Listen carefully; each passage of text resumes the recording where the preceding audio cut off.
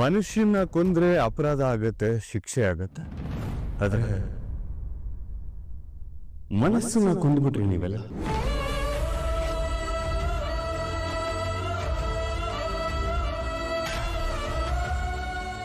ಒಂದು ಅಮಾಯಕಿ ಹೆಣ್ಣು ಅವಳ ಕಣ್ಣಲ್ಲಿ ಅನ್ಯಾಯವಾಗಿ ಕಣ್ಣೀರು ಬರೋ ಹಾಗೆ ಮಾಡ್ಬಿಟ್ರಿ. ಇದಕ್ಕೆ ಕಾನೂನು ಅನ್ನೋದು ಶಿಕ್ಷೆ ಕೊಡದೆ ಹೋಗ್ಬೋದು. ಆದ್ರೆ ನೀವೆಲ್ಲರೂ ದೇವರು ಅಂತ ಪೂಜೆ ಮಾಡೋ ಆ ವಿಗ್ರಹ ಸುಮ್ಮನೆ ಇರುತ್ತಾ?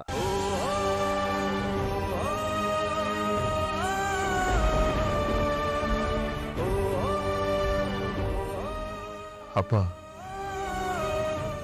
ನೀವು ಅಮ್ಮ ನನ್ನ ಹೆತ್ತು ಸುಮ್ಮನೆ ಬೀದಿಗೆ ಬಿಟ್ಟಿಲ್ಲ. ಮಮತೆ ತೋರಿಸಿದ್ದೀರಾ, ಪ್ರೀತಿ ವಾತ್ಸಲ್ಯ ಹಂಚಿದ್ದೀರಾ, ನಿಮ್ ಕೈಯಾರೆ ಅನ್ನ ತಿನ್ಸಿದ್ದೀರಾ. ನಾನು ಆರಿಸ್ಕೊಂಡು ಮದುವೆ ಮಾಡಿ ಕರ್ಕೊಂಡ್ ಬಂದಂತ ಹೆಣ್ಣು ಈ ಮನೆ ಮರ್ಯಾದೆ ಕಳೀತಾಳೆ ಅಂತ ಹೇಗೆ ಅನ್ಕೊಂಡ್ರಿಪ್ಪ ನೀವು?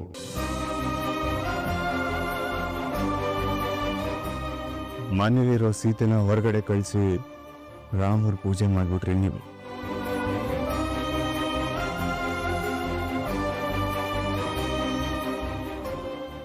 ಇಲ್ಲ, ನೀವ್ ಯಾರೂ ಬದಲಾಗಲ್ಲ.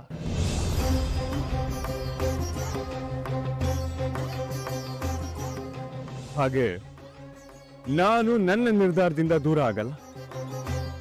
ಅಜ್ಜಿ, ಇದೇ 7 ದಿನದ ಹಿಂದೆ ಸಂಜೆ 6 ಗಂಟೆಗೆ ನಿಮ್ಮೆಲ್ಲರೂ ಮುಂದೆ ನಿಂತ್ಕೊಂಡು ನಾನೊಂದು ಮಾತು ಕೊಟ್ಟಿದ್ದೆ, ನೆನಪಿದ್ಯಾ? ಇದು ನನ್ನ ಹೆಂಡತಿ ಮಾನಕ್ಕೆ, ನನ್ನ ಸ್ವಾಭಿಮಾನಕ್ಕೆ ಇಟ್ಟಿರೋ ಸವಾಲ್. ಒಂದು ವಾರದಲ್ಲಿ ನನ್ನ ಹೆಂಡತಿ ನಿರ್ದೋಷಿ ಅಂತ ಸಾಬೀತು ಮಾಡಿಲ್ಲ ಅಂದ್ರೆ ಅವಿನ ಮನೆ ಬಿಟ್ಟು ನಾನೇ ಕರೆಸ್ತೇನೆ. ಹೀಗಿನ್ನು 4 ಗಂಟೆ 15 ನಿಮಿಷ ನನ್ನ ಭೂಮಿ ನಿರ್ದೋಷಿ ಅಂತ ನಾನು ಪ್ರೂವ್ ಮಾಡಾಗಿದೆ.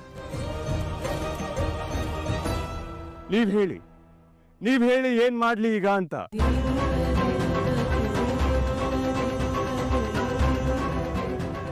ಶ್ರವಣ, ನಿನ್ ಗಾಡಿ ತೆಗಿ. ಗಾಡಿ ತೆಗಿ ಅಂದೆ.